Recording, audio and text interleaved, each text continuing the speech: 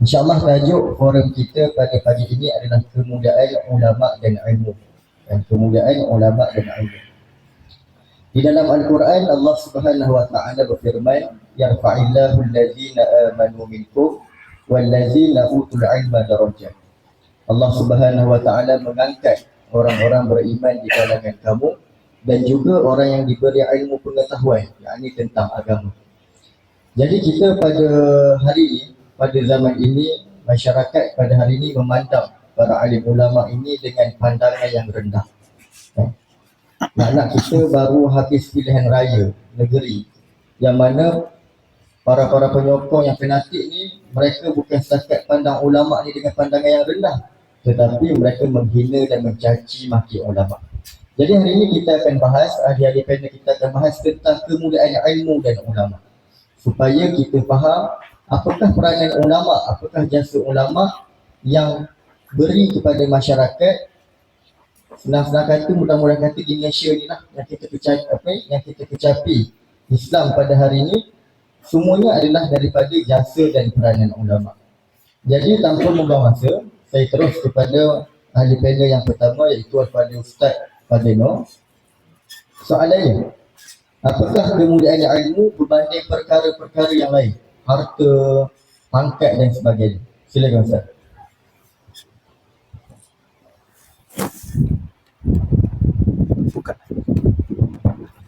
Assalamualaikum warahmatullahi wabarakatuh. Bismillahirrahmanirrahim. Alhamdulillahi rabbil alamin. Assalatu wassalamu ala ashrafil anbiya'i wal mursalin wa ala alihi wa sahbihi ajma'in. Asyhadu an la ilaha illallah wahdahu la syarika lah wa asyhadu anna Muhammadan abduhu wa rasuluh. Allahumma salli wa sallim ala habibina wa syafi'ina wa zukhrina wa maulana Muhammad ashrafil anbiya'i wal mursalin wa ala alihi wa sahbihi ajma'in. Subhanaka la ilma lana illa ma 'allamtana innaka antal alimul hakim. Rabbi shrah li sadri wa yassir li amri wahlul 'uqdatam min lisani yafqahu qawli. Wala hawla wala quwwata illa billahil aliyyil azim. Amma ba'd. Qala Allah subhanahu wa ta'ala, a'udzu billahi minasy syaithanir rajim. Yarfa'illahu alladhina amanu minkum walladzina utul ilma darajat. Shadaqallahul azim. Yang bermaksud Allah subhanahu wa ta'ala mengangkat darjat kepada orang-orang yang beriman di kalangan kamu dan juga mereka yang diberikan ilmu agama dengan beberapa darjat di sisi Allah Subhanahu wa taala. Terima kasih pada tuan pengurusi, sahabat panel Al-Fadhil Ustaz Nik Bakri bin Ni'mat daripada Selangor, Jalan Kebun Shah Alam. Yang berbahagia Ustaz Mukhtar Senik selaku pimpinan ataupun sebagai tuan medis ini, para ibu ayah muslimin muslimat yang dirahmati Allah Subhanahu wa taala. Kemuliaan ilmu berbanding dengan yang lain. Nabi sallallahu alaihi wasallam berdakwah apabila menerima wahyu dari Allah Subhanahu wa taala pada tanggal 17 Ramadan yang disebut sebagai nuzul Al-Quran di Gua Hira. Maka setelah Nabi menerima wahyu itu, maka Nabi menyampaikan apa yang diperintahkan oleh Allah, apa yang disuruh oleh Allah Subhanahu wa taala. Maka Nabi menyampaikan dengan ilmu. Sebab awwaluddin ma'rifatullah, awal-awal agama mengenal Allah. Jadi bila kita ada ilmu kenal Allah, maksudnya ilmu mencari Islam ini maka dia akan menyelesaikan perkara-perkara yang lain. Bila ada ilmu di tengah, maka yang lain tu akan menyelesaikan masalah dalam kehidupan kita. Jadi ilmu dulu kena cari. Dan kemudian Nabi SAW hijrah ke Madinah. Sampai ke Yathrib, Madinah, Nabi bina masjid Ussisa ala Taqwa. Masjid itu yang bernama Masjid Quba. Barang siapa yang berwuduk di rumah, kemudian pergi ke Masjid Quba, salat sunat 2 rakaat, kana ajri umrah, akan dapat 1 pahala umrah. Masjid Quba. Siapa yang pernah pergi Madinah, dia tahu Quba. Tujuan apa Nabi bina masjid itu? Tujuan dia yang pertama, nak menyatukan umat, nak menyatukan manusia. Antaranya Muhajirin Mekah, Ansar Madinah. Maka bila dua-dua bertemu dalam rumah Allah, maka untuk menyelesaikan dia dengan ilmu, maka Nabi menyampaikan tausihah. Tausihah ni maksudnya tazkirah lah, memberi peringatan, menyampaikan kuliah. Nabi menyampaikan, memberi peringatan yang pertama tentang akidah. Apa maksud akidah? Tentang hati kita, keyakinan kita Allah Jalla wa'ala. Allah dulu. Bila kita kenal Allah Subhanahu wa ta'ala, yang lain jadi selesai. Maka sebab itulah lebihnya ilmu. Maksudnya tujuan dia Nabi dulu suruh orang berilmu. Maka sebab itulah bila ada ilmu, insya-Allah, maksudnya bila ada ilmu, dia akan faham ilmu, maka yang lain itu akan ikut dia. Itu kelebihan dia, kelebihan ilmu. Dan Nabi sebut bila ada ilmu ni, dia akan kenal Allah. Bila ada ilmu ni, dia kenal Allah. Maksud kenal Allah ni, dia tahulah beza mana halal, mana haram, mana dosa, mana pahala, mana baik, mana buruk, dengan ilmu. Sebab tu kena jadi orang berilmu. Kun aliman, jadi orang berilmu dulu. Nak jadi orang berilmu, dia kena belajar, kena cari ilmu, dia kena cari. Sebab itulah datangnya hadis dalil talabul ilmi faridah ala kulli muslim ay wa muslimat. Menuntut ilmu fardu. Bila sebut fardu ni wajib ke atas setiap orang Islam. Tak kira lah dia lelaki ke perempuan, kena mengaji. Alhamdulillah sekarang ni zaman ni zaman orang mengaji. Zaman orang mengaji. Dulu ni nak boleh mengaji ni Allahu Akbar. Saya kata medan ilmu lagu ni tak jumpa. Masjid saya anak peneroka Felda susah nak cari kuliah di waktu 30 tahun yang lalu. Nak dengar majlis ilmu, sewa kereta Proton. Orang tua pergi Rusila, Tok Gujadi, pergi Kuantan, tak banyak kuliah, tak ada. Dulu Allahu Rabbi, imam pun sedih ya. Kita tengok tu imam mayang zuhur 6 rakaat, terlupa semacam. Dulu mayang subuh kadang 1 rakaat setengah. Sekarang ni alhamdulillah, sekarang ni masjid, kuliah, kita berjalan merata-reti negara ni, jarang kita tengok tidak ada majlis ilmu. Tidak ada majlis ilmu. Maksudnya maghrib isyak tu jarang sangat tengok, tak ada. Jarang sungguh. Sekarang ni kita pula tak ada nak pergi ngaji kedak malam ni. Ustaz ni ada sokmo, jarang tak ada. Bila ustaz ni nak demam, doa pula bagi tok guru demam. Ustaz ni, ustaz ni mari sokmo ke Kuantan, ke ada apa? Contohlah, mari sokmo Kuantan, tak sakit ke ustaz ni? Dia susah pula kalau tok guru tu mari. Bukan contohlah Jepun sana tu. Jadi begitulah kelebihan dia, wajib mendalami urusan agama. Kun aliman, jadi orang berilmu.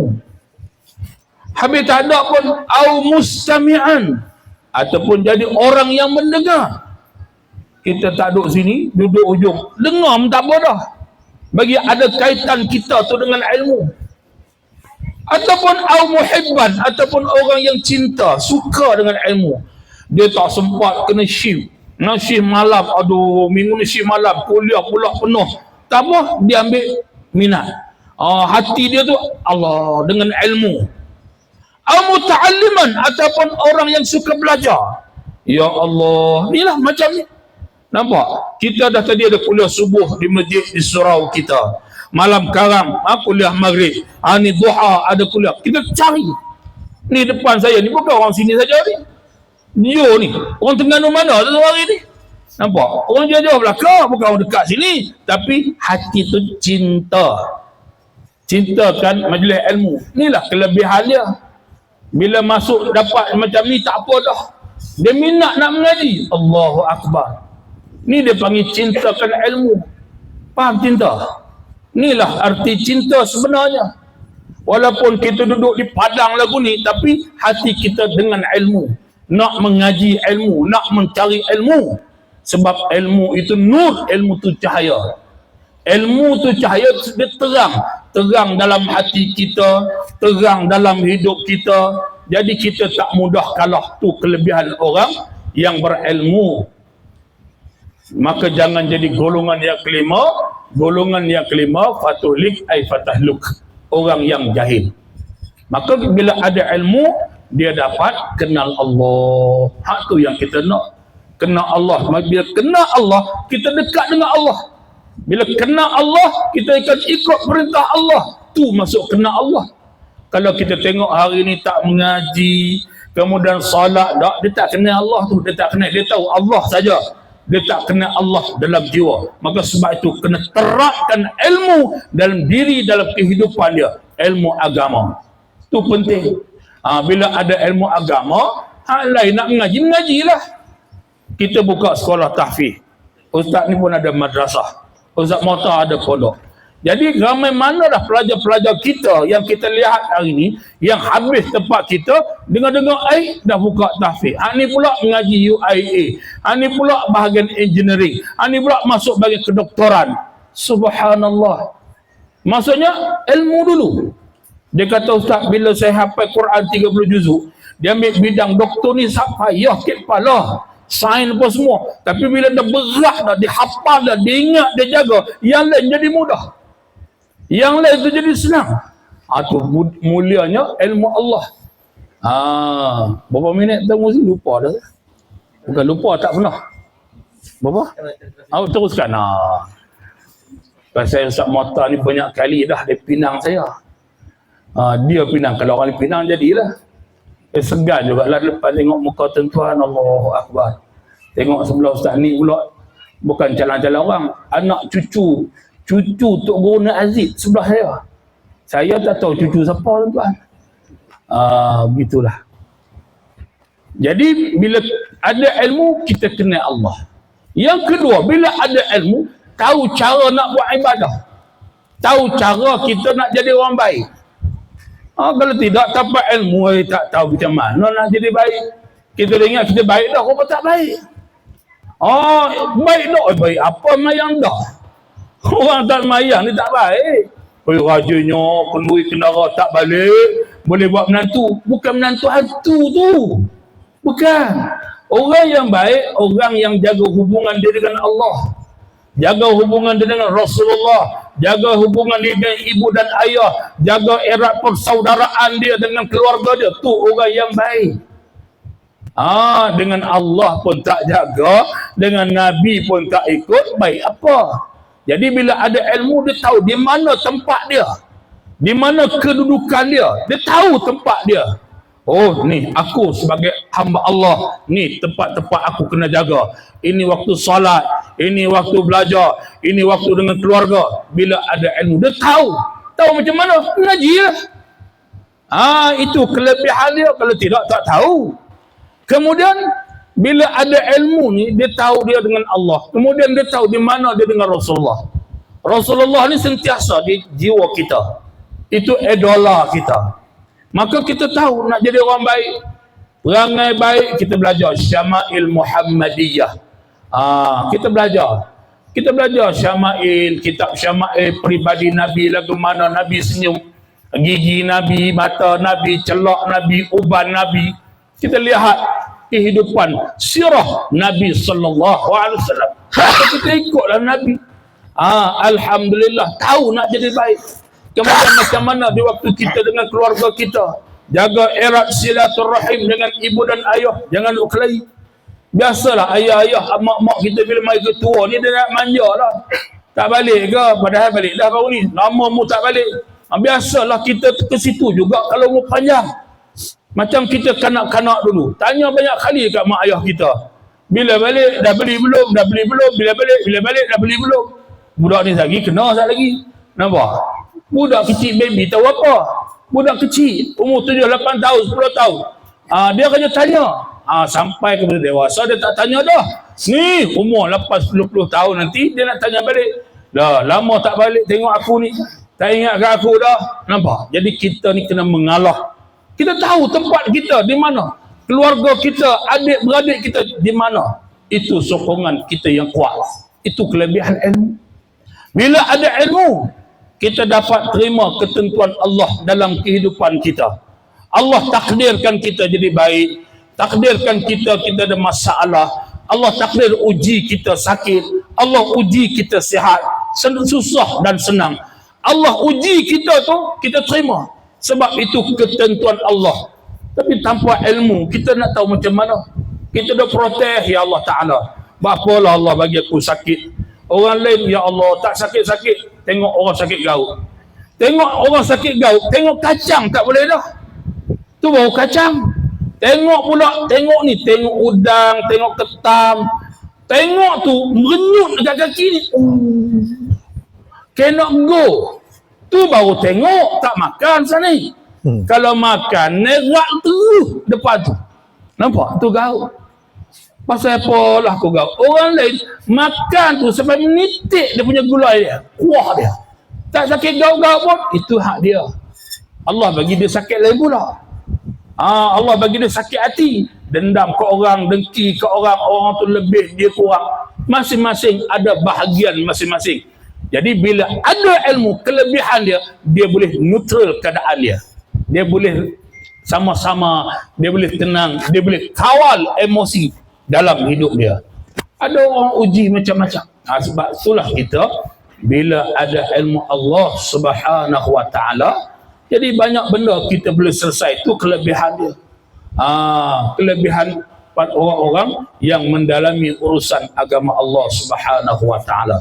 Dan bila ada ilmu ni, kita akan selamat daripada azab api neraka. Dan bila ada ilmu, dapat masuk ke syurga Allah. Sebab apa selamat? Sebab bila ada ilmu, kita beramal. Bila kita ada ilmu, kita mengaji ni, kita mengaji. Bila kita mengaji, kita tahu kita beramal. Amal ibadah, amal jariah, amal jihad. Kita tahulah. Tidak nak tahu macam mana. Contoh, ramai saya tengok orang profesional. Orang profesional. Maksudnya dia tak mengaji, sekolah agama pun tak mengaji. Cuma dia mengerti, dia ambil tahu. Bila dia besar dewasa, hasil tarbiyah, didikan ibu bapa, doa mak ayah dia, maka dia minat kepada agama. Dia dengar, masuk dengar usrah, akhir-akhir dia boleh hidup dengan suasana Islam yang baik. Hasil tarbiyah, hasil didikan, itu penting.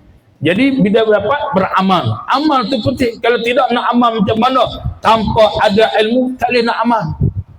Sebab tu kita nak buat amal apa? Pastikan kita berilmu. Dan ilmu tu kena ada guru.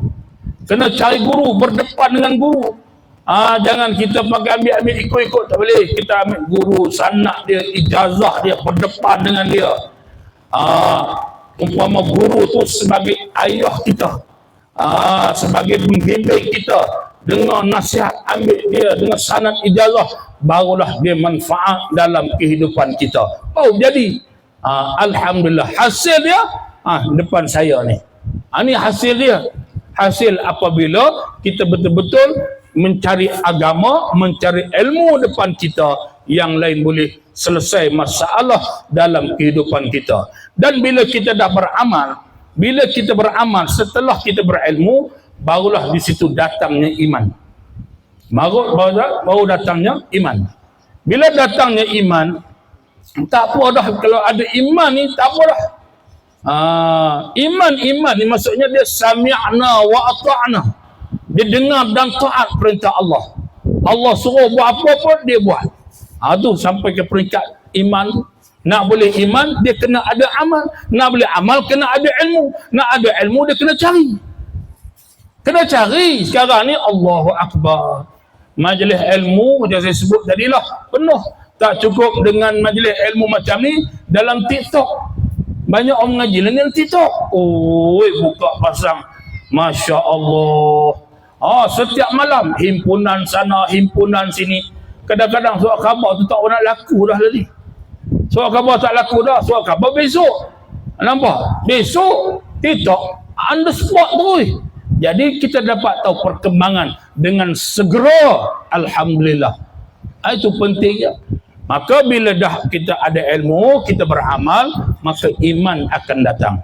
Jadi bila iman ada, barulah datangnya ketakutan kita pada Allah. Kalau tidak nak takut macam mana, tak tahu cara.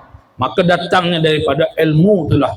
Itu penting. Maka kita wajib mendalami urusan agama.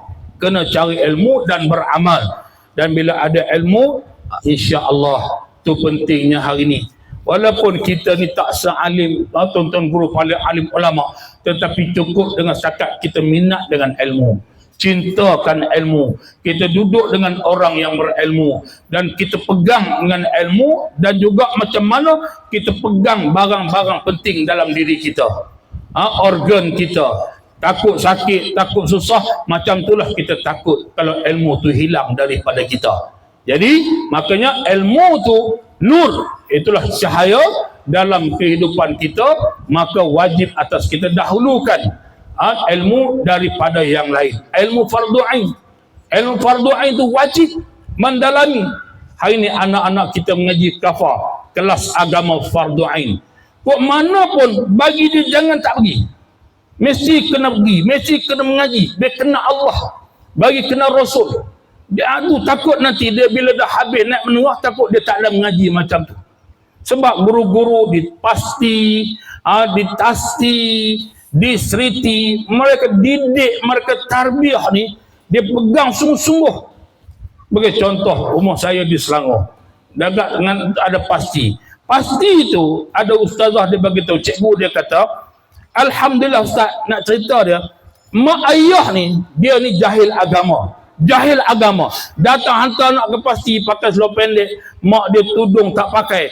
Tapi dengan berkat guru tu didik dia, bimbing anak-anak dia, doa makan, doa solat, doa betul-betul latihan solat itu, baca doa sambil menyanyi. Jadi anak, mak dan bapa dia duk peringat, duk perhati apa yang anak dia baca. Akhir sekali mak dia berubah dengan cara anak dia membimbing mak keluarga dia. Tu didikan kuat dia pasti kita dengan ilmu agama, dengan tarbiyah didikan. Sebab tu bila dah habis di peringkat dewasa, jangan tinggal, sentiasa mengingatkan mereka tentang kewajipan agama dan ilmu Allah Subhanahu wa taala. Alhamdulillah. Sebab itulah beza dengan benda yang lain. Sebab apa? Kelebihan dan juga malaikat cukup suka dengan orang berilmu ni. Kalau kita mengaji kitab Bidayatul Hidayah, karangan Hujjatul Islam Imam Ghazali, di mana para malaikat mengembangkan sayapnya memayungi orang-orang yang berilmu. Sebab itu bila kita datang ke jalan ilmu, datang ke majlis-majlis mulia ni, Allahu Rabbi, duduk dalam kumpulan yang baik, kita sentiasa di doa yang baik. Kalau kita diuji kecelakaan dia, syahid di jalan Allah. Kalau mati dalam keadaan macam ni, syahid di jalan Allah. Tu kelebihan ilmu dan majlis ilmu. Sebab kita tak tahu kita kehidupan kita macam mana. Maka itulah pentingnya malaikat mengembangkan sayap dia. Subhanallah. Maka doa kepada orang-orang yang duduk majlis ilmu, yang belajar ilmu. Dan ilmu ni dia tidak berhenti. Utlubul ilma minal mahdi ilal lahdi. Tuntutlah ilmu dari buayan hingga ke liang lahat. Ilmu ni dia tak berhenti. Oh, saya dah habis dah belajar. Dah. Ilmu tu tak habis. Ilmu tu tak habis. Maka sebab itulah kita bersyukur pada Allah, sebab Allah Subhanahu wa taala telah memberikan petunjuk dan hidayah kepada kita, di mana kita dapat berada di tempat majlis yang sangat mulia seperti ini. Alhamdulillah. Maka kelebihan dia, mudah-mudahan insya-Allah hidup kita bertambah baik.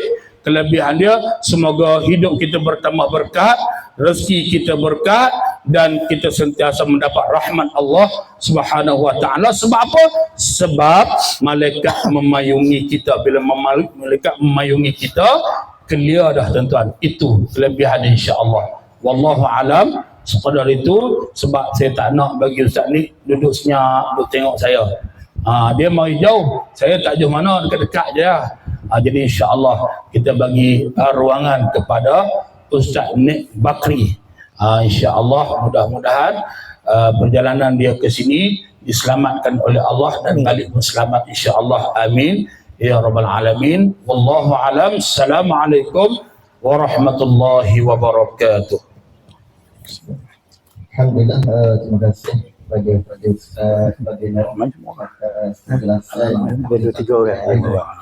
Tadi saya tertarik dengan penyampaian tentang ilmu itu adalah cahaya. Teringat saya syair daripada Imam Syafi'i. Bila mana dia mengadu kepada guru dia, syakautu ila waqi'in su'al hifzi. Dia kata dia mengadu kepada guru dia Imam Waqi' tentang buruknya hafalan dia, maknanya lemahnya hafalan dia. Fa'arsyadni ila tarki ma'asi. Lalu Imam Waqi' ni menyarankan, menasihati Imam Syafi'i supaya meninggalkan maksiat. Sebab apa? Fa'akhbarani, disebut kepada Imam Syafi'i bi anna ilmah nurun, dan ilmu cahaya. Wa nurullah la yuhda lil 'asi, dan cahaya Allah ni tak akan masuk ke dalam diri orang yang bermaksiat. Jadi kat sini ilmu yang berkat. Jadi soalan saya untuk panel yang kedua, bagaimanakah cara untuk kita mendapatkan ilmu yang berkat? Silakan Ustaz.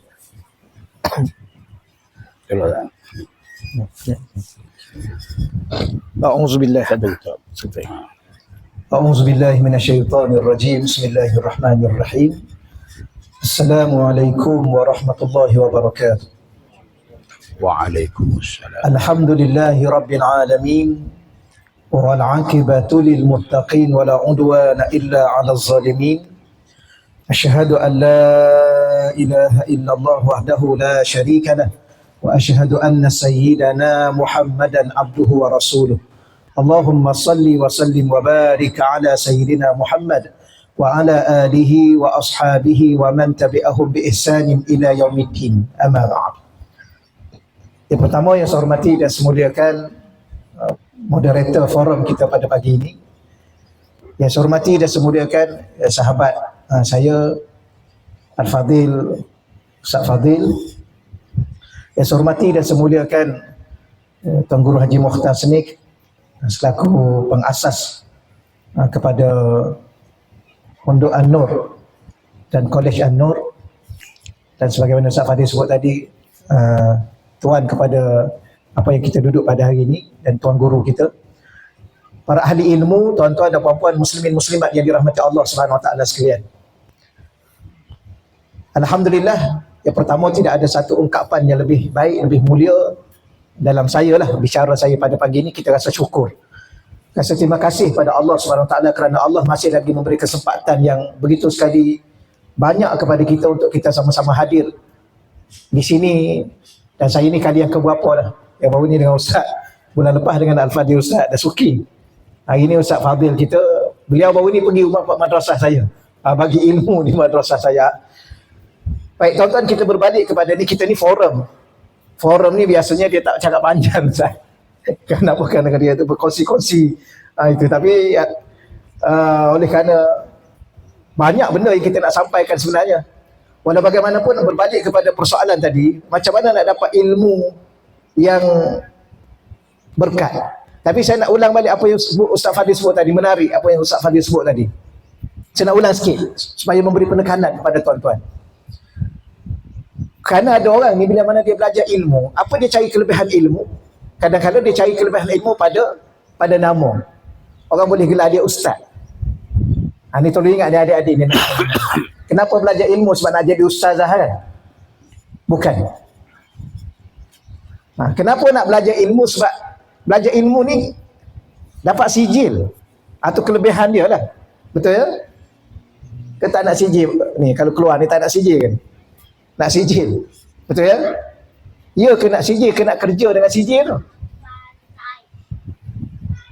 Ni ramai ni. Lepas tu kadang-kadang kita tanya balik. Kita ni satu kadang-kadang kita belajar. Anak-anak kita belajar sampai nak ke mana? Nak sampai masuk universiti. Kenapa nak masuk universiti? Nak ilmu ke nak masuk universiti? Ni kita kena fahamkan pada anak kita ni. Dia kata, yalah ustaz, nak masuk universiti lah, nak ilmu lah. Kalau nak ilmu, sebagai Ustaz Fadil sebut tadi, semua masjid-masjid kita ni, pondok-pondok kita, semua ada ilmu. Kalau nak ilmu, kena sijil. Itu antara kelebihan yang orang nampak. Tapi Ustaz Fadil tak sebut di situ tadi. Ni saya menarik apa yang Ustaz Fadil sebut, saya nak ulang balik sedikit. Itu yang nak bawa kepada berkat tu. Sebab tu berapa ramai orang yang belajar. Sebab apa? Sebab nak masuk universiti. Akhir sekali, ada yang berkat, ada yang tak berkat. Mana buktinya? Salah satunya tak amal dengan ilmu. Salah satunya sombong dengan orang. Kita rasa tak dunia yang ada ini, berapa ramai ahli ilmu yang sombong. Orang ni semua salah, Tok Guru pun salah. Dia seorang je betul. Sebab apa? Ni nak bawa kepada berkat. Tapi kalau kita tanya balik, kenapa nak masuk universiti? Sebab nak ilmu. Ya ke nak ilmu? Ke nak sijil? Yalah ustaz, nak sijil lah. Ya ke nak sijil? Ke nak kerja dengan sijil tu? Yalah, kalau ada sijil nak kerja lah. Ya ke nak kerja? Ke nak duit? Betul ya? Macam mana tuan-tuan?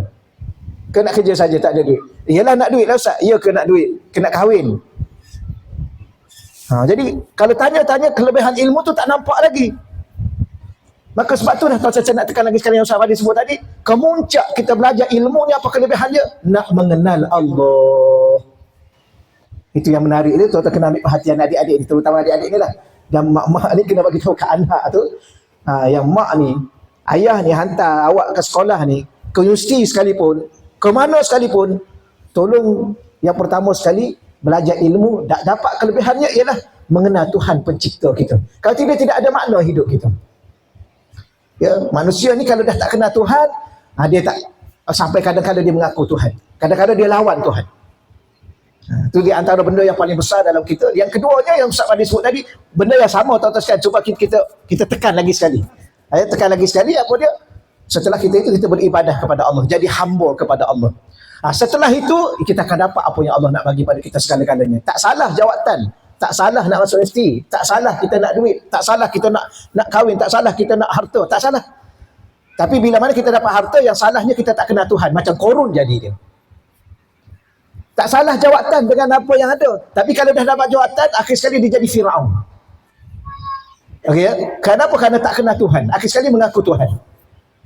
Di sinilah nak bawa kepada keberkatan ilmu. Baik, yang pertama sekali, berkatnya ilmu kena ada niat. Kalau ilmu ni kalau tak ada niat, dia tak berkat. Niat yang pertama ialah, dia ada dua. Saya nak sebut dua perkara ya. Kita tak sebut panjang-panjang sangat. Dalam hati kita ni, di saat kita nak memulakan belajar ilmu, yang ni pun macam ni pun kita datang ni kan nak ambil ilmu ni, kena ada dua perkataan dalam hati kita. Pertama, ikhlasun niyyah lillahi subhanahu wa ta'ala. Ikhlasun niyah, yang kita tak perlu terjemah dah, kita pun faham. Ikhlasnya niat kita hanya kepada Allah. Kita datang hari ini sebab apa? Kerana Allah. Kita nak ilmu. Untuk apa ilmu itu? Kerana Allah. Ya. Dan bila mana kita kerana Allah, kita akan dapat segala-galanya. Kalau tak niat yang lain pun tak apa. Ya. Sebab kalau tuan-tuan nak belajar, ada satu kitab yang saya pernah sebut di sini, kitab Bidayatul Hidayah Imam Al-Ghazali. Ya, tolong dapatkan adik-adik, tolong dapatkan kitab Bidayatul Hidayah. Ustaz Fadil ni dia lama di Tarim, Darul Mustafa, Hadramaut Yaman. Saya pergi celup-celup sekejap. Tapi diceritakan Ustaz Tolong Sah kan, diceritakan ayah-ayah di Hadramaut Yaman ni, kalau anak dia dah sampai umur balik, antaranya ayah dia apa? Ayah dia hadiahkan kitab Bidayatul Hidayah, permulaan jalan hidayah. Dan katanya pula bila mana dia sambut hari jadi, hari lahir dia tahun depan, ayah dia hadiah lagi kitab Bidayatul Hidayah. Maka ditanya kenapa bagi kitab Bidayatul Hidayah? Kerana itulah, dalam kitab tu dia bicara kepada kita tentang perjalanan permulaan hidup dalam hidayah Allah. Dan dalam kitab tu diceritakan tentang niat menuntut ilmu. Ada 3 golongan manusia menuntut ilmu. Satu pertama, golongan yang niat hanya kerana Allah semata-mata. Niat yang kedua ialah niat dia niat dunia dan dia niat akhiratnya sekali. Dia bercampur-campur. Niat yang ketiga, semuanya dunia. Dia nak cari pangkat, dia nak cari kedudukan, dia nak cari nama, dia nak cari harta, dia nak kumpulkan segala pengikut. Orang ni telah ditipu oleh syaitan, oleh iblis.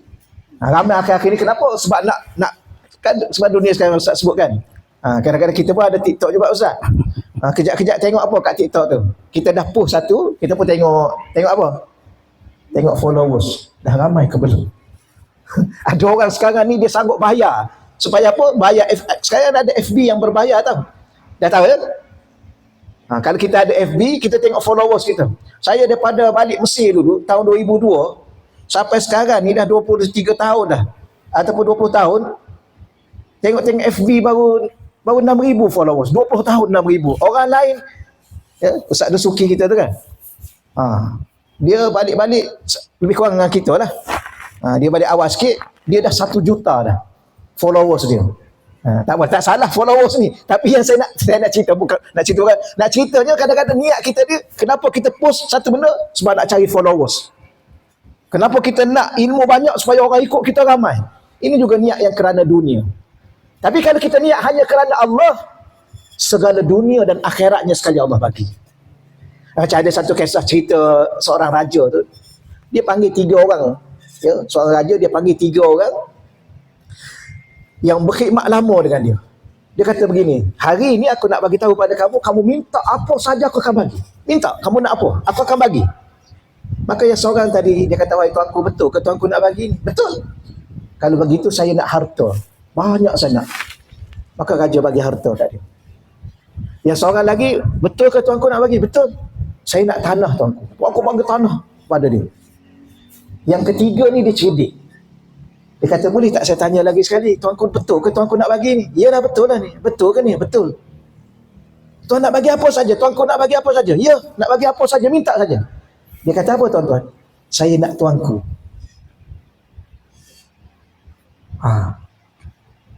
Oh ya, iyalah. Nak apa makna nak tuanku? Nak duduk dengan tuanku, nak berkhidmat dengan tuanku. Akhir sekali orang ni harta dapat, tanah dapat, tak kena gaya tuanku mati dia boleh ganti. Ni contoh, ni guru kita cerita. Maknanya kita ni kena cerdik. Kita ni tuntut ilmu nak apa? Bukan sekadar nak ilmu. Bukan sekadar nak pengaruh, bukan sekadar nak jawatan. Kita nuntut ilmu kerana Allah. Setelah itu Allah bagi segala-galanya, dunia dan akhiratnya sekali. Cuba kita tengok ahli-ahli ilmu. Cuba tengok almarhum Tuan Aziz. Ya. Cuba tengok. Segala-gala dia ada. Jadi MB lagi berapa puluh tahun. Ulama lagi. Duit dia banyak. Tapi dia duduk macam tu lah. Duduk. Tapi nak bagi tahu ni itu hakikat. Baik. Yang kedua, perkataan kedua nak kena berkat dalam hati kita, nak suruh ilmu kita berkat. Sidqun niyah. Ada 2 perkataan ni. Pertama, ikhlasun niyah, ikhlas. Tidak ada lain kecuali Allah. Jangan risau, Allah akan urus. Yang kedua, sidik. Apa makna sidik? Benar. Benar ke kerana Allah? Ke ada terselit kerana lain daripada Allah? Sebab Allah nampak ni. Betul ya? Ni Allah nampak dalam hati kita ni, ada apa dalam hati kita ni. Okey, itu satu. Pertama, tolong pasang niat dan benarkan niat kita hanya kerana Allah. Ilmu kita berkat. Persoalan begini tuan-tuan. Kenapa nak sangat ilmu yang berkat ni? Apa makna berkat? Berkat ni kalau bahasa Arab pada lughatan ialah kasratul khair. Ya? Apa makna berkat? Kasratul khair. Banyak kebaikan. Ya? Bila mana ilmu tu banyak kebaikan, dia bukan sekadar memberi kita sesuatu yang kita nak, tetapi dia menyiapkan kepada kita segala-galanya dunia dan akhiratnya sekali. Dia banyak kebaikan dia. Dan kebaikan dia dunia, kebaikan dia akhirat. Ada orang dapat ilmu kebaikan dunia je. Akhirat dia tak tahu ke mana. Sebab tu kita kena baca. Kita kena baca kita hadis-hadis baginda Nabi. Berapa ramai ulama yang dia dihumar dan neraka lebih hawa daripada pengikut dia. Ini yang bahaya juga. Akhirat nanti ada beberapa golongan yang Allah akan humar neraka lebih hawa daripada penyembah berhala katanya. Antaranya ulama. Ulama yang mana? Maka ulama ni ada 2. Satu ulama usul, ulama jahat. Salah satu ulama jahat ialah yang disebut oleh Imam Ghazali dalam kitab Mau'izatul Mu'minin. Kita pun boleh baca dalam kitab Mursyidul Amin, antara kita nak kenal ulama jahat ialah ulama yang suka mengampu pemimpin-pemimpin yang zalim. Di dalam ni ada saya tulis. Dulu kan kita ingat nak baca ulama memimpin ummah. Salah satunya ulama-ulama yang mengampu pemimpin-pemimpin zalim. Naik pemimpin ni, dia pergi ampu yang ni. Naik pemimpin ni, dia pergi ampu yang ni. Tuan-tuan perhati. Kenapa? Salah satu sebab mungkin ilmunya tak berkat. Kenapa ilmu tak berkat? Salah satu mungkin niat dia awal-awal belajar dulu, kenapa? Kerana jawatan dia. Dia nak duduk sini, dia nak duduk sini, dia duduk sini. Boleh perasan ya? Orang ni menang, dia pergi belah sini. Dia puji orang ni. Perasan tak? Kita nak cakap juga ni. Pihak dia menang, dia puji belah ni pula. Dia hentam belah kini. Tapi bila mana kita menang, dia pergi belah kita pula. Perasan tak? Belah-belah perlis tu. 2-3 orang. Tahu ya? Ni marah ni. Ni orang dia dengar marah ni, menggelupur ni. Betul. Orang ni menang, dia pergi. Orang ni menang, dia pergi. Dia bantai kita. Dia bantai Tok Guru pernah satu ketika dahulu. Almarhum Tok Guru Aziz masa nak buat hudud di Kelantan dulu, dia bantai. Akhir sekali Tok Guru kata, tidur. Kita dah ada seminar ni, ada forum ni, inilah hasil kita. Tiba-tiba dia kata tak bagus lah. Tidur ke Tok Guru kata. Ingat ya? Dah tahu dah? Tak payah bagi tahu lah ya? Tak payah. Dunia sekarang ni orang tahu semua dah. Kalau tak tahu juga, sudah. Tak apalah nak bagi tahunya kenapa. Salah satu mungkin dalam hati ni tak ada benar, tak ada jujur dengan Tuhan. Baik, itu yang pertama. Tak boleh jaya pula, panjang pula dah Ustaz. Dia berapa pusingan? 20? 2 je. Ingat 20 pusingan. 20 pusingan. Baik, yang kedua, ilmu nak berkat, jaga adab. Tolong jaga adab. Ya. Adab pertama, adab dengan Allah. Adab yang kedua, adab dengan Rasulullah. Adab yang ketiga, adab dengan guru. Okey, adab yang keempat ialah adab dengan ilmu. Salah satu contoh adab dengan ilmu ialah adab dengan kitab. Saya cerita di Hadramaut Yaman dulu ada satu kali. Masa Ustaz lagi banyak tanya Ustaz lah, tapi sini pengalaman sedikit ni. Sampai di Hadramaut Yaman 3 hari turut-turut kuliah dia adab. Bahkan Habib Omar tiap-tiap petang sebulan baca satu kitab adab. Kitab Imam Habib Allah Haddad. Ada satu bait tentang adab. Wasiyati laka ya zal fadli wal adabi in syi'ta an taskuna sami minar rutabi. Kita hafal semua tu, banyak juga hafal. Kemudian dia hurai. Baik. Salah satu adab dengan kitab ni tolong jaga dah. Jangan pernah letak kitab atas lantai. Saya satu kalinya kalau di masjid Darul Mustafa tu, dia ada tiang-tiang tengah tu. Banyak tiang. Kemudian di tiang tu dia tempat letak Quran. Dia buat rak Quran sahaja letak kat situ. Jadi satu kalinya saya masuk tu, dah batal wuduk keluar balik nak ambil wuduk, kitab tu kita apa tak ingat, kitab fiqh ke. Saya pun letak selit kat Quran tu. Selit kat Quran, saya pun keluar 2 orang. Masuk balik cari tak ada. Bila mana cari tak ada, tanya orang ni, dia kata aku tak nampak. Tanya orang ni, aku tak nampak. Tanya seorang yang agak lama, senior Arab tu, dia kata kamu letak kat mana kitab kamu tadi? Saya kata saya letak kat rak kat Quran tu. Dia pun senyum. Kenapa? Dia kata kamu pergi ujung belakang tu. Ujung bangunan, pergi jauh juga ujung ke belakang tu. Kamu cari kat situ. Rupa-rupanya kat situ tu orang-orang yang tak ada adab dengan Quran. Rupa-rupanya dia kata gini, aku bagi tahu kepada kamu dulu. Situ tu rak hanya untuk Quran. Tidak dibenarkan sesiapa letak kitab siapa pun di situ. Mana kamu dah tak ada adab dengan Quran. Maka nak ajar kamu dah tak ada. Ajar kepada kamu melalui kitab. Rupanya kitab kamu dibuang di belakang. Bukan buang lah, dia ada satu tempat letak. Dia letak tok gitu. Kamu cari sana. Kenapa? Kamu tak ada adab dengan Quran. Jadi antara kitab yang kita kena jaga adab dia dengan Quran. Kalau total ada Quran dalam tu, tak boleh dah letak apa-apa pun di atas tu. Jangan letak kitab apa ke. Sebab tu kalau tuan ada rak, pertama rak tu nombor 1 dia Quran. Nombor 2 kitab hadis. Nombor 3 kitab tafsir. Dia ada susun. Yang pertama kalau kitab kita ni tuan-tuan sekalian jangan letak. Kalau nak letak kat tepi kena sandar kat dinding macam ni. Apa maksudnya? Ada seorang ulama Zunnun Al-Misri, ya aulia Allah. Dia kata apa? Ni adab. Antaranya ialah bukan setakat adab dengan kitab. Adab dengan guru disebut begini. Saya nak sebut pentingnya adab ni. Dia kata apa? Iza kharajal murid anil adab. Apabila seorang murid tu tak ada adab.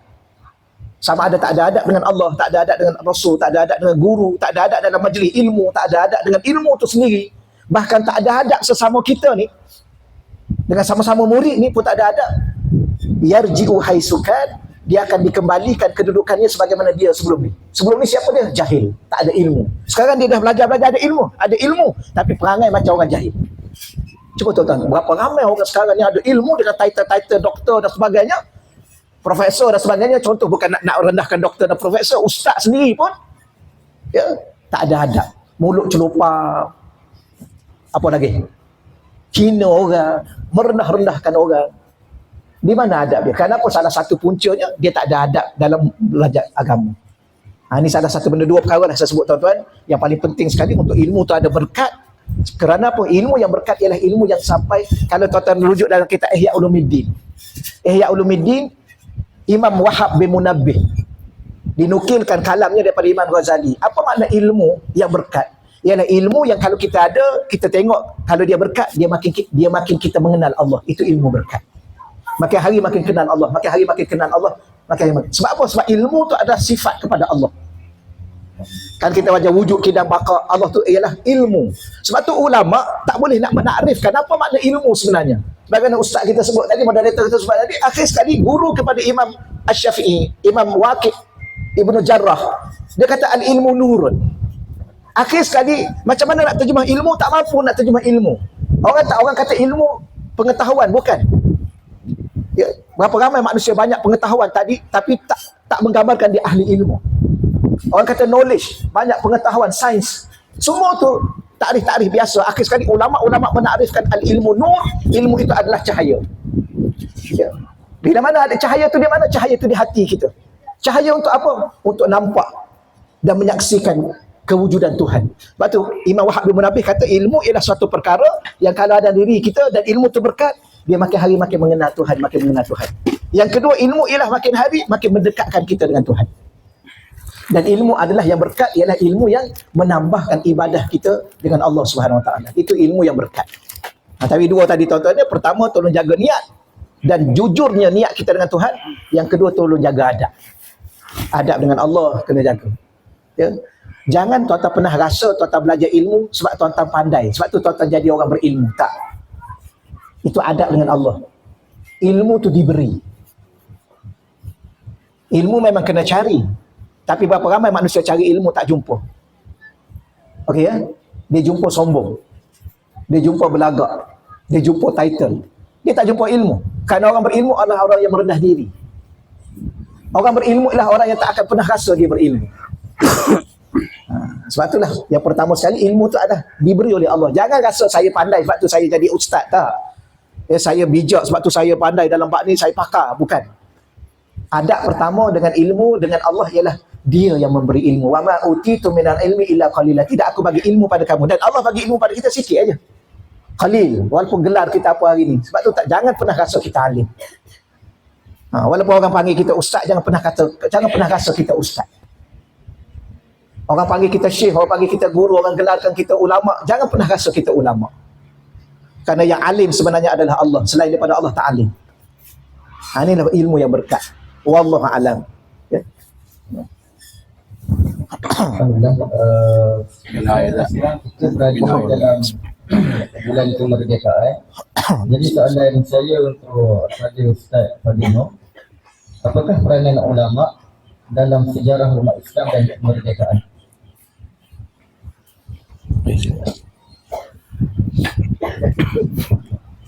Bismillahirrahmanirrahim. Alhamdulillahirabbil alamin wa bihi nasta'in ala umuri dunya wad din, wassalatu wassalamu ala rasulil amin وعلى آله وصحبه أجمعين. سبحانك لا علم لنا إلا ما علمتنا إنك أنت العليم الحكيم. رب اشرح لي صدري ويسر لي أمري واحلل عقدة من لساني يفقه قولي ولا حول ولا قوة إلا بالله العلي العظيم. أما بعد، InsyaAllah saya akan teruskan dengan soalan yang kedua yang diberikan berkaitan tentang ulama dan juga kelebihan ulama dan peranan ulama dalam kemerdekaan, yang mana sekarang ini kita berada pada bulan kemerdekaan, bulan Ogos. Jadi tadi Ustaz Mukhtas ni tak ada, dia kita cakap kuat sikit lah. Bila duduk depan ni cakap kuat masa segan sikit lah, sebab Ustaz Mukhtas dia lebih, saya ni kurang. Lebih apa jangan tanya salah, kita PM sebelah insyaAllah. Ustaz ni jangan senyum, saya senyum tak apa. Barulah nampak suasana senyum sikit. Jadi ketat saya tengok tuan-tuan. Baik, ulama ni siapa dia sebenarnya? Al-ulama warasatul anbiya. Tu cerita dulu. Ulama ni waris Nabi dan Rasul alaihi wassalatu wassalam. Ulama ni, maksud ulama ni asal daripada alim. Alim tu dia mengetahui fiqahnya, tauhidnya, hukum hakam, tu namanya ulama. Dan orang ulama ni orang yang takutkan Allah. Innama yakhshallaha min ibadihi ulama. Iaitu orang yang takutkan Allah daripada orang-orang yang alim, orang yang mengetahui. Ya, kita ni orang yang mengetahui. Jadi kita takutkan Allah. Bila kita takutkan Allah, artinya kita akan tunduk kepada Allah. Maksud tunduk kepada Allah, kita ikut surahan dan perintah Allah. Dan kita akan meninggalkan segala larangan-larangan Allah. Maka itu peranan para alim ulama. Yang mana ulama ini mewarisi tugas Nabi sallallahu alaihi wasallam. Nabi tinggalkan kita lebih 1000 tahun yang lepas. Peranan Nabi SAW mereka awal ialah untuk menyebarkan Islam. Menyebarkan Islam dan juga menegaskan Islam. Daripada Mekah ke Madinah. Tujuan dia untuk Allah, untuk Islam, untuk agama. Membentukkan jiwa supaya tunduk dan takut pada Allah dan juga selamat daripada azab api neraka. Maka tujuan Nabi berdakwah, membawa agama, membimbing agama dan menerangkan agama. Alhamdulillah, hasil dia tertegaknya piagam Madinah. Walaupun dalam keadaan begitu, Nabi diuji oleh Allah. Nak bawa Islam diuji oleh Allah. Uji macam mana? Disekat, dihalang, diseksa, macam-macam lah kita dengar. Bukan Nabi seorang. Nabi tak berdakwah seorang. Nabi ada kumpulan. Nabi ada jemaah dia. Bersama dengan Nabi para sahabat. Ridwanullah alaihim ajma'in. Itu Nabi. Nabi berdakwah. Ada tekanan, ada ujian, ada desakan, ada. Tapi Nabi buat apa? Nabi tetap teruskan perjuangan itu. Hasilnya Islam berkembang. Islam berkembang dan Islam bertambah kuat. Sebab itu tujuan pergi Madinah, nak kuatkan agama, nak kuatkan Islam. Alhamdulillah, kumpul ramai di Madinah, Islam semakin kembang. Maka Nabi utuskan surat kepada pembesar-pembesar, orang-orang ternama, hantar kirimkan surat melalui sahabat-sahabat. Alhamdulillah, Islam semakin berkembang sampai pelosok Jazirah Arab, sampai waktu dan masa Nabi wafat. Maka Nabi wafat menggantikan Nabi para khalifah-khalifah, Khulafair Rasyidin, Sahabat menggantikan. Habis para sahabat-sahabat, tabi'in. Habis tabi'in sampailah al-ulama ul-amilin. Maka ulama lah mewarisi setelah mereka mendalami agama, mendalami urusan agama daripada guru ke guru, guru ke guru, guru ke guru, sampailah sanadnya kepada Rasulullah sallallahu alaihi wasallam. Jadi ulama inilah mereka awal peranan mereka berdakwah menyebarkan Islam daripada India masuk ke Kelantan pergi kepada Indonesia sampai ke Wali Songo, atau sampai peringkat dia masuk ke Kelantan, Cik Siti Wan Kembang, semua tu ada saluran dia.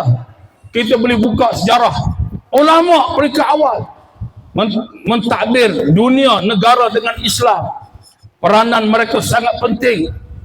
Tetapi akhir-akhir sekarang ini, apabila barat, rap dan sebagainya, bila masuk, kemudian mereka telah memadamkan para ulama-ulama yang bawa Islam sebenarnya, ulama-ulama yang merdekakan negara kita, dipadamkan.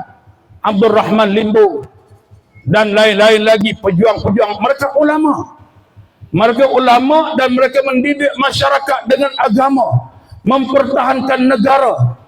Ulama ni mempertahankan negara, bukan ulama duduk majlis surau saja dah. Itu silap anggapan orang, setengah orang dia kata ulama ni pada duduk balasah je. Bukan. Ulama ni dia jaga negara, dia mempertahankan negara. Kita tengok ulama-ulama yang muktabar, subhanallah, siapa tak kenal Tok Kenali, siapa tak kenal ulama-ulama sebelum daripada itu. Yang hari ini anak-anak muda dia ingat Tok Guna Aziz. Bukan Tok Guna Aziz seorang, ramai lagi. Tok Guna Aziz salah seorang yang mati dalam berjuang. Tegas dia, pendirian dia, sikap dia. Kenapa dia jadi begitu? Sebab mereka mengetahui dan bertanggungjawab setelah mereka mendalami urusan agama. Itu penting. Hari ini mereka menidak-nidakkan peranan para alim ulama. Alim ulama yang jaga negara kita, yang berdakwah, yang berjihad, yang berjuang, membela, subhanallah. Hari ini kalau orang tengok di TV, cerita Mak Kilau lah seorang yang jaga negara ataupun faham dah ulama yang muktabar. Seorang-seorang kita boleh tengok sejarah nama alim ulama kita. Jadi sebab itulah kita mesti dekatkan diri kita dengan ulama. Ambil aura ulama. Mereka dah tak ada. Ulama-ulama dulu tak ada. Dalam arti kemerdekaan ini, peranan mereka untuk kemerdekaan ini, mereka dah tak ada. Tapi waris dia ada. Waris ulama ada. Sebab Islam itu tidak akan mati. Islam akan berkembang. Tak akan mati. Orang yang akan mati. Islam itu akan berkembang. Alhamdulillah, naik seorang akan meneruskan perjuangan ini.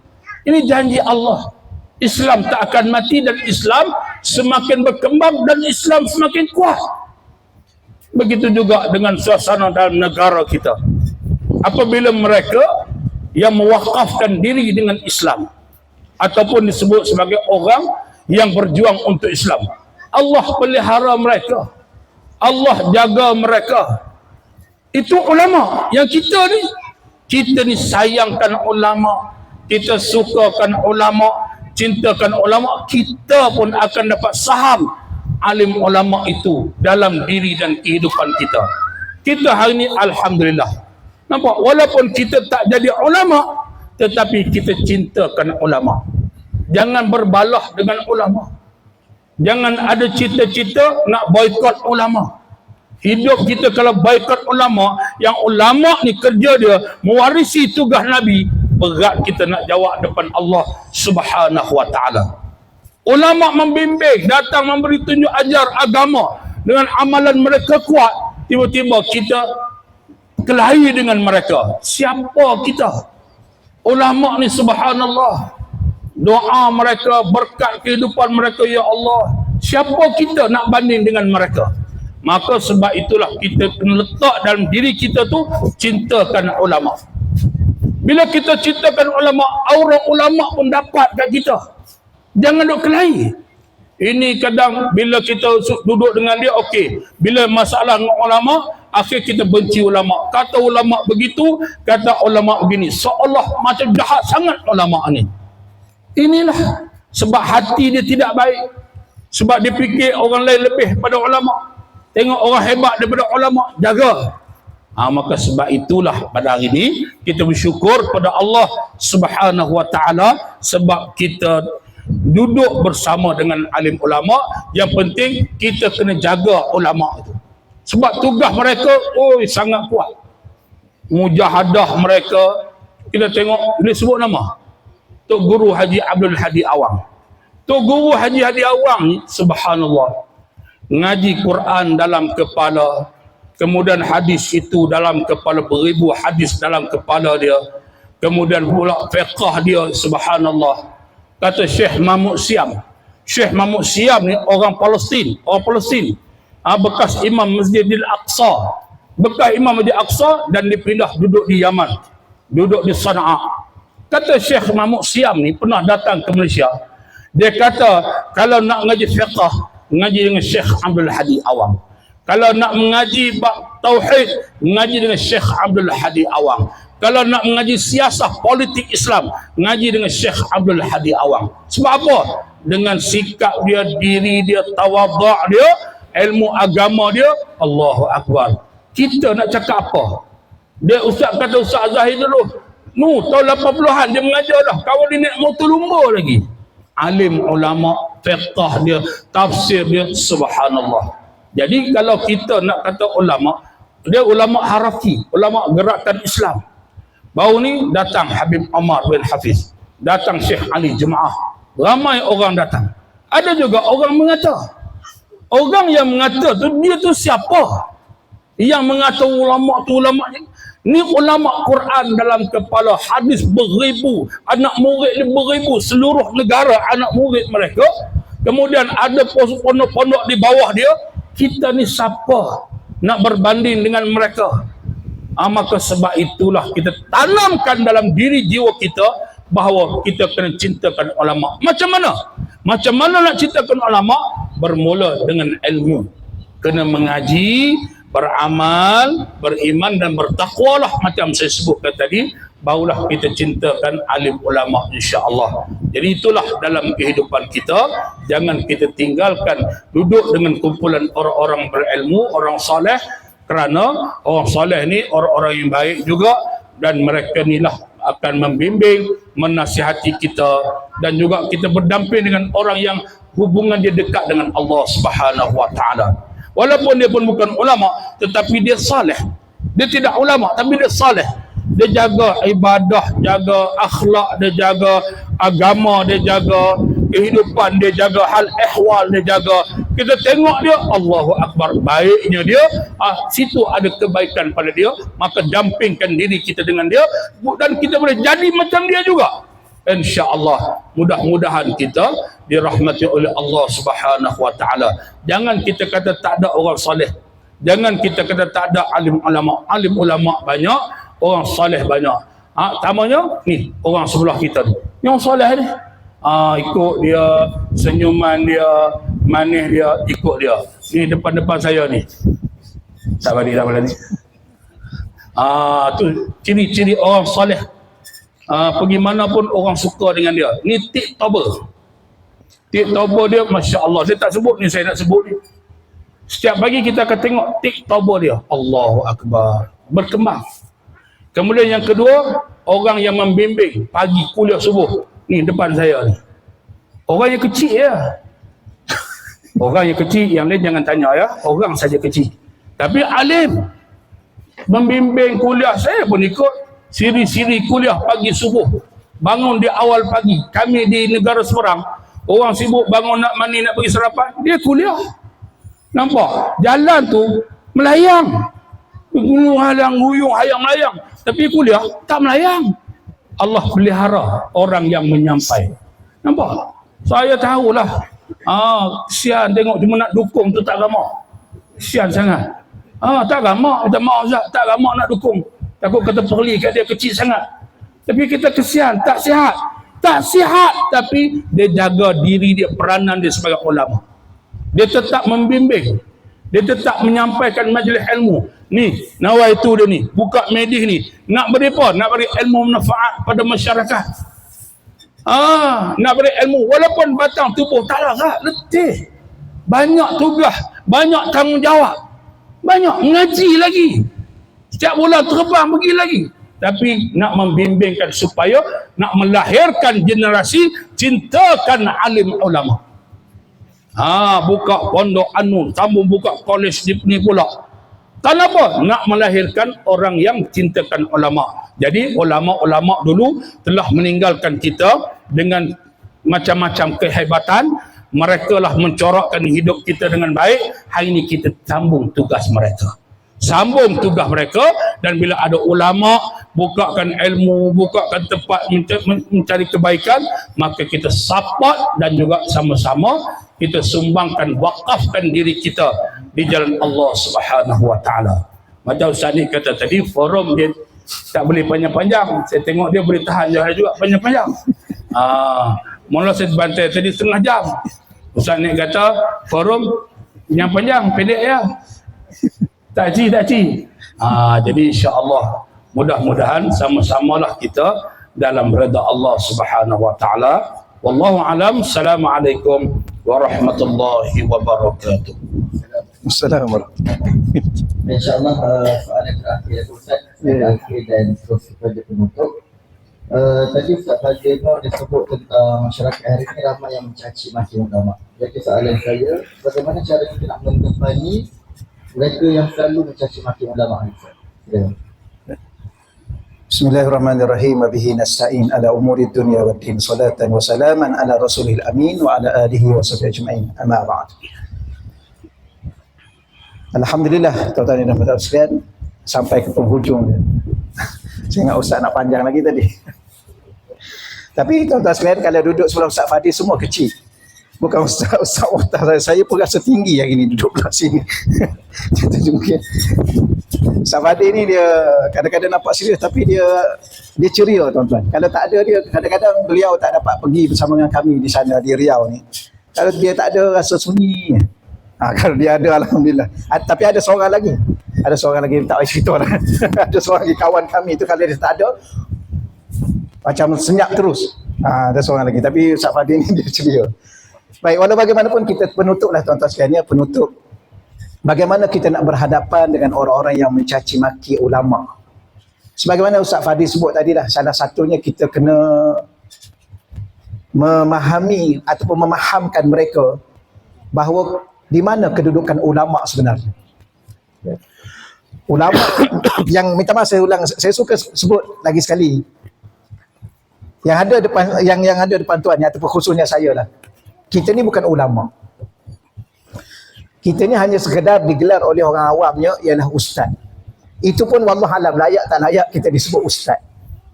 Ya, kerana terlalu banyak lagi dalam kekurangan kita dari sudut ilmu dan amal. Kerana ulama ni dia ada dua gabungan. Satu ilmu, yang kedua amal. Kalau ilmu sahaja tanpa amal, itu bukan ulama.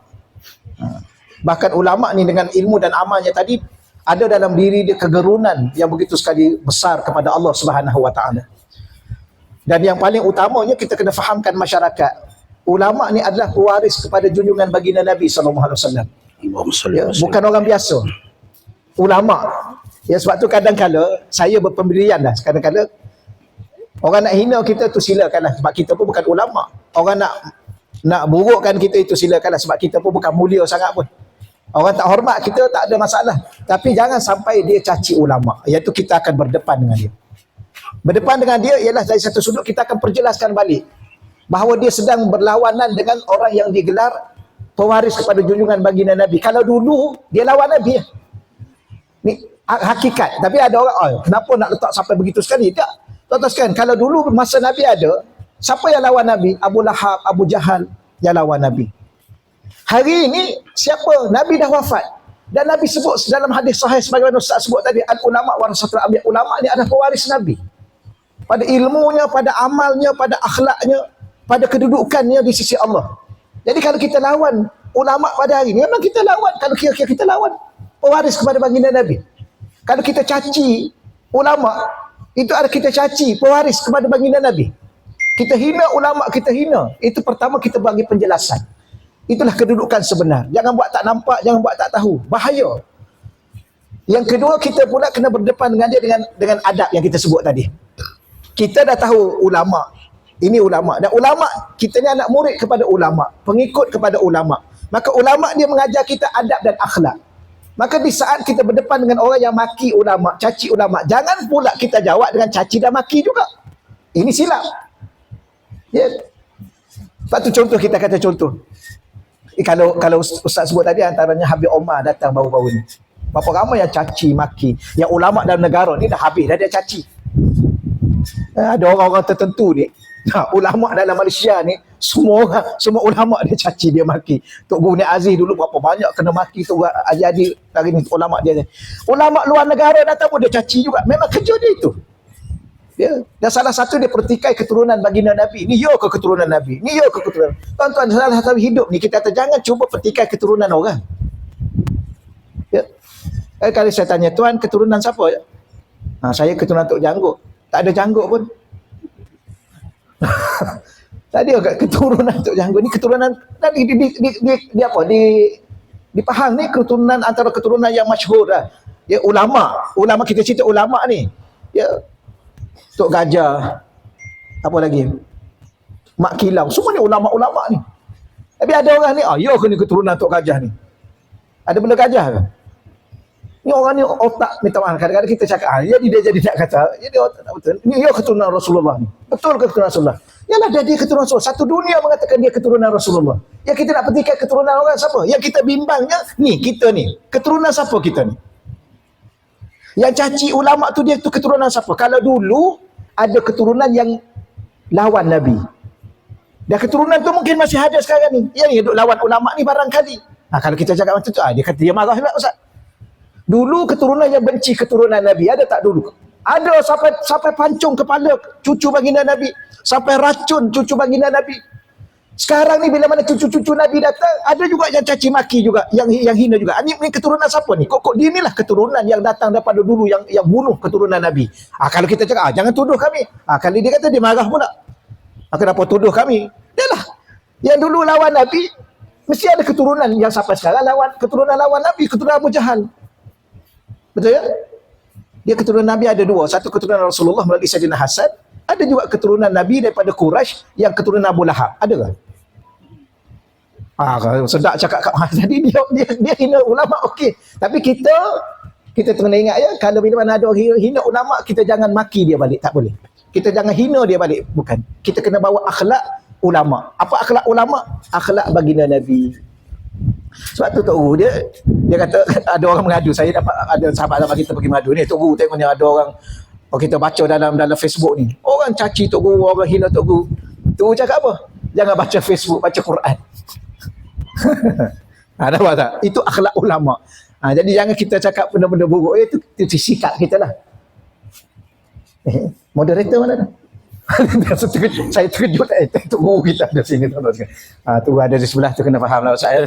Kena berhenti. Tapi itulah di antara sikap kita seorang lagi sekali kepada pemuda-pemuda yang ingin berakhlak dengan akhlak para alim ulama, yang ingin menjadi pengikut kepada para alim ulama. Dan seakhirat nanti, tuan-tuan, kita kena ingat akhirat nanti dia ada 7 golongan yang boleh bagi syafaat.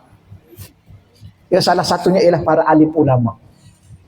Ulama yang kita ikut tu, Imam Asy-Syafi'i, kita ikut ulama-ulama yang ada ni sekarang ni, ya, mereka akan memberi syafaat kepada kita. Syafaatul sughra. Ya, selain pada syafaatul kubra baginda Nabi, syafaat. Kita boleh duduk belakang dia. Sebab tu akhirat nanti kita kena tengok. Dia ada saf, belakang ni akhirat nanti ada saf. Ni kita duduk belakang siapa, ni kita duduk belakang. Tolong tengok depan dia, siapa depan tu. Risau kita, tuan-tuan. Itu salah satunya yang kita pesan lagi sekali. Kita kena tunjuk akhlak sebagaimana akhlak para alim ulama. Mereka gunalah bahasa apa sekalipun, kadang-kadang kita sakit hati, kita guna jawab dengan baik. Moga-moga mereka akan insaf. Dan kita kena doa. Itu antara akhlak kita yang ulama ajar, kita kena doa, ya Allah kau bagilah hidayah kepada mereka. Sebagaimana baginda Nabi di saat balik daripada Taif, berdarah kaki Nabi. Malaikat datang tuan-tuan sekalian bagi tawaran, aku angkat Akhsyabain, 2 buah bukit, 2 buah gunung yang besar di Mekah, aku hempak atas kepala mereka. Tapi kita hari ni kalau tuan-tuan agak-agak macam mana tuan-tuan? Ada orang duk hina ulama kita, malaikat datang tanya kita, apa pandangan Tuhan? Saya angkat gunung apa yang besar sikit kat sini? Tapi masyhurnya Gunung Jerai lah. Aku angkat Gunung Jerai, aku hempak atas kepala penduduk tu. Tuan-tuan agak-agak kita macam mana? Tapi rasa-rasa kita okey juga ya. Empat aja lah. Baru kurang sikit undi. Tak ada tuan-tuan, jangan tuan-tuan. Jangan niat seperti itu. Ya, jangan niat seperti itu. Kita doa supaya, dan jangan pernah ada dalam niat hati kita supaya orang lawan ulama ni masuk neraka. Jangan. Itu adab. Ya Allah, dia ni lawan ulama, dia hina ulama, ya Allah kau matikan dia, humbar dia dalam neraka.